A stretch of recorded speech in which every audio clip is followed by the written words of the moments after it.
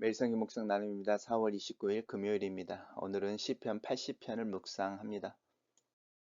시편을 읽습니다. 요셉을 양떼같이 인도하시는 이스라엘의 목자여 귀를 기울이소서. 그룹 사이에 자정하신 이여 빛을 비추소서. 에브라임과 베냐민과 므낫세 앞에서 주의 능력을 나타내사 우리를 구원하러 오소서. 하나님이 우리를 돌이키시고 주의 얼굴 빛을 비추사 우리가 구원을 얻게 하소서. 만군의 하나님 여호와여, 주의 백성의 기도에 대하여 어느 때까지 노하시리이까? 주께서 그들에게 눈물의 양식을 먹이시며 많은 눈물을 마시게 하셨나이다. 우리를 우리 이웃에게 다툼거리가 되게 하시니 우리 원수들이 서로 비웃나이다. 만군의 하나님이여, 우리를 회복하여 주시고 주의 얼굴에 광채를 비추사 우리가 구원을 얻게 하소서. 주께서 한 포도나무를 애굽에서 가져다가 민족들을 쫓아내시고 그것을 심으셨나이다. 주께서 그 앞에 앞서 가꾸셨으므로 그 뿌리가 깊이 박혀서 땅에 가득하여 그 그늘의 산들을 가리고 그 가지는 하나님의 백향목 같으며 그 가지가 바닥까지 뻗고 넝쿨이 강까지 미쳤거늘 주께서 어찌하여 그 담을 허무시사 길을 지나는 모든 이들이 그것을 따게 하셨나이까? 습속의 멧돼지들이 상해하며 들짐승들이 먹나이다.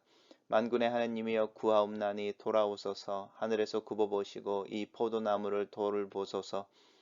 나의 오른손으로 심으신 줄기요 나를 위하여 힘있게 하신 가지니이다. 그것이 불타고 배임을 당하며 주의 면책으로 말미암아 멸망하오니 주의 오른쪽에 있는 자 곧 주를 위하여 힘있게 하신 인자에게 손을 얹으소서. 그리하면 우리가 주에게서 물러가지 아니하오리니 우리를 소생하게 하소서. 우리가 주의 이름을 부르리이다.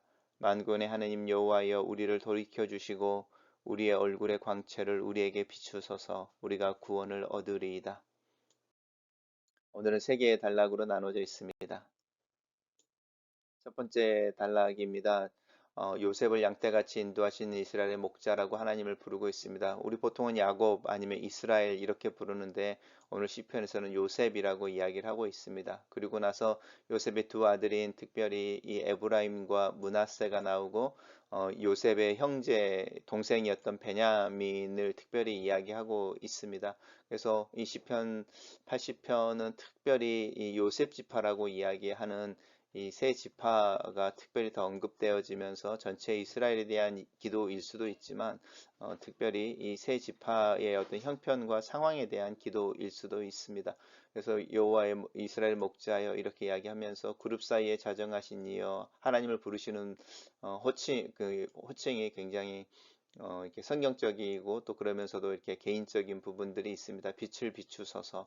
오늘 시편 전체를 향해서 계속적으로 반복되어지는 것이 주의 얼굴을 비추사 우리가 구원을 얻게 하소서라고 하는 부분이고, 돌이키소서라고 하는 부분은 return 한다는 뜻인데, 우리는 이제 하나님 우리와 항상 함께 계셔서 하나님이 return 하신다라고 하는 표현이 좀 낯설고 이상할 수도 있지만 이제 하나님이 돌아오신다라고 하는 부분은 이렇게 왕위에 오르신다 이런 뜻으로 해석을 하시면 됩니다. 단락을 요약해 보겠습니다. 요셉을 땅 양떼같이 인도하시는 이스라엘 목자여, 빛을 비추시고 능력을 나타내사 우리를 구원하소서, 이렇게 정리했습니다. 두 번째 단락에서 이제 기도가 구체화되어집니다. 이제 왜 그 기도를 하고 있는지, 주의 백성의 기도에 어느 때까지 노하시리까. 그래서 하나님이 등을 돌리고 계시거나 이렇게 떠나 있는 듯한 느낌이 있는 거죠. 이 노하신다고 하는 부분들 속에서. 그래서 하나님의 백성들이 특별히 고난을 당할 때에 그 이유가 그들의 잘못 때문일 수도 있겠다라고 하는 부분을 우리 이 하나님의 노하심에 대해서 이야기할 수 있습니다.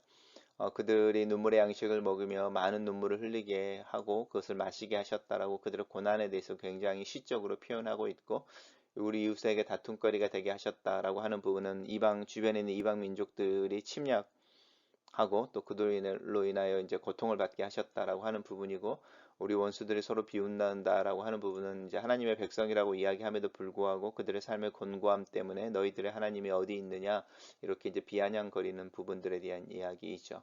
다시 기도가 시작되어집니다. 하나님, 우리를 회복시켜 주시고 주의 얼굴의 강체를 비추사 우리를 구원을 얻게 하소서. 단락을 요약해 보겠습니다. 만군의 여호와여 주의 백성들의 고난과 받는 비방으로부터 구원해 주시고 공의를 베푸소서 이렇게 정리했습니다. 세 번째에서는 다시 이제 요셉을 양떼같이 인도하신 목자라고 하는 부분이 다른 이제 비유의 표현으로 연결되어지는데 한 포도나무를 애굽에서 가져다가 가나안의 민족들을 쫓아내시고 가나안에 심으신 하나님 이제 농부의 어떤 비유로 나오죠. 이러고 보면은 예수님께서 이 포도나무 비유에 아버지는 농부 나는 포도나무 이런 이야기를 하셨을 때 이 이미지라든지 선한 목자에 대한 이미지가 이 시편 80편에서 나오는 하나님의 이미지와도 연결되어지는 것을 우리 알 수 있습니다.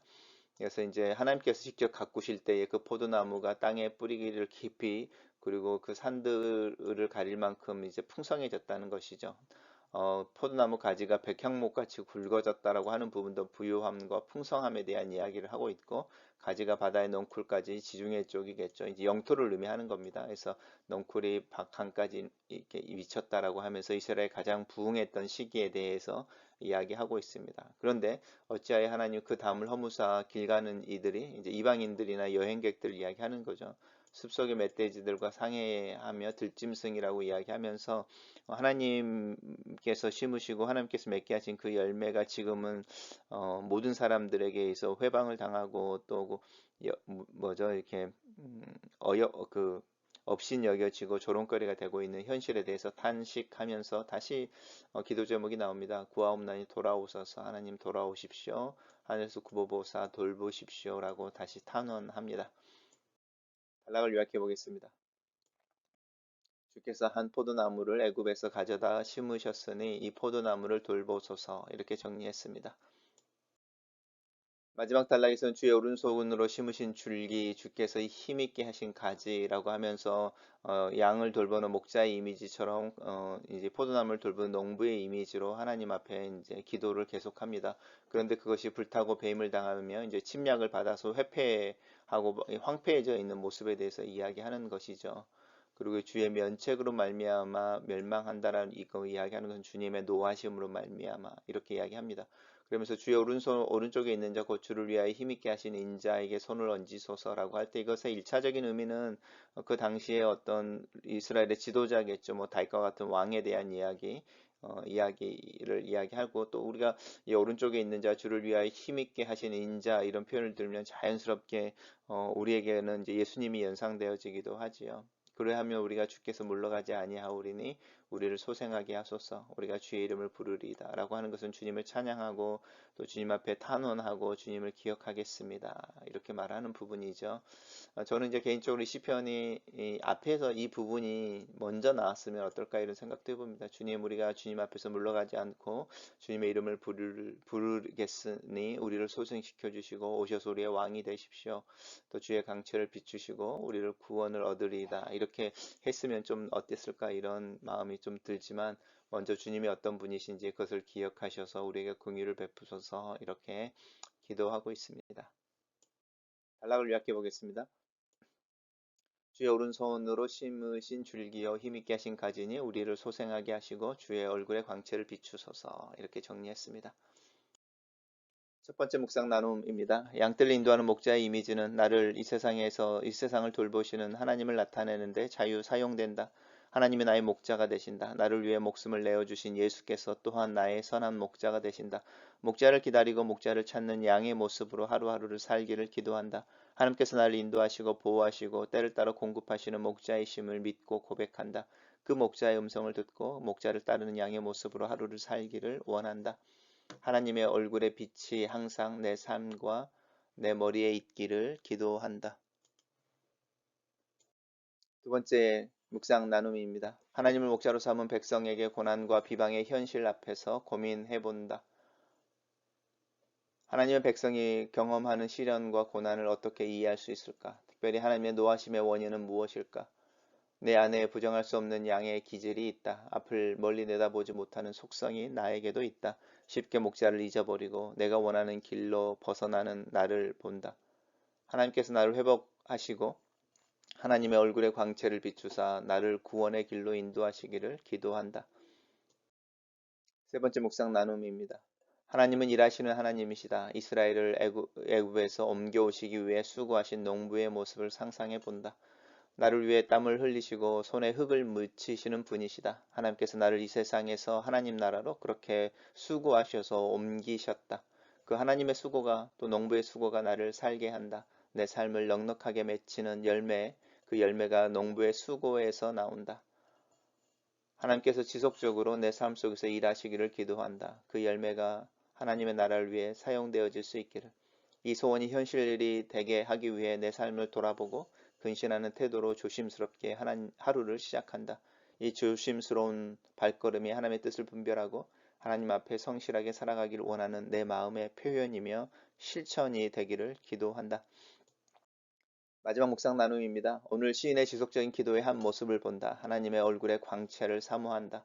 아론을 통해 이스라엘을 축복하게 하시는 하나님이 주신 제사장의 축복의 문구에 하나님의 얼굴이 해처럼 그의 백성에게 비추기를 원하는 표현이 생각난다. 오늘 아침 환하게 비추는 태양이 하나님의 얼굴의 광채처럼 온 세상을 밝히고 있다. 그 따스함에서 나는 하나님의 돌보심을 느낀다. 하나님의 은혜가 나를 살게 한다. 글로 쓰는 기도입니다. 나를 이 세상에서 하나님 나라로 옮겨 심으신 은혜를 감사합니다. 내 구원을 위해 수고하시는 하나님을 찬양합니다. 하나님의 일하심이 내 삶의 열매로 나타나기를 기도합니다. 나로 하루를 믿음으로 시작하게 하시고 믿음으로 살도록 도와주시옵소서. 내 삶에 그리스도를 닮은 열매가 맺히게 하시고 주님의 은혜가 나를 통하여 필요한 누군가에게 흘러가기를 기도합니다. 오늘 하루 주님이 기르시는 양의 모습으로 주님께서 열매 맺게 하시는 포도나무의 모습으로 살게 하시옵소서. 예수님 이름으로 기도합니다. 아멘.